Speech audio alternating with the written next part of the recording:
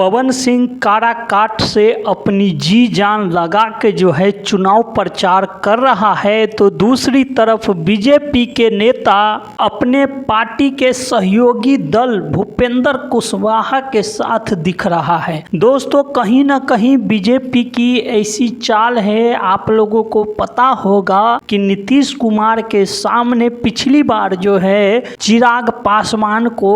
विधानसभा election में JDU को नुकसान कराया था, उसी प्रकार जो है भूपेंद्र कुशवाहा को बीजेपी पवन सिंह को लाकर जो है कहीं ना कहीं नुकसान करवाने का प्लान कर रहा है। आप लोगों को बता दूं कि पवन सिंह जो है भूपेंद्र कुशवाहा के साथ जो है दुश्मनी तो नहीं है, पर बीजेपी कहीं ना कहीं चाहती है कि जो क्षेत्रीय पार्टी है जो बीजेपी के साथ लड़ रही है उनको जो है काफ़ी नुकसान हो, और नुकसान होने के बाद ही बीजेपी जो है मजबूती से सत्ता में स्थापित रहेंगे। नहीं तो सहयोगी जो दल होते हैं कभी भी पाला पलट के जो है इस पार्टी से उस पार्टी चला जाता है, और यही कारण है कि बीजेपी अपनी सहयोगी दल को अपने ही मोहरों के हाथों जो है खत्म कराने का पूरा प्लानिंग कर लेता है। और यही कारण है कि आज पवन सिंह जो है बीजेपी से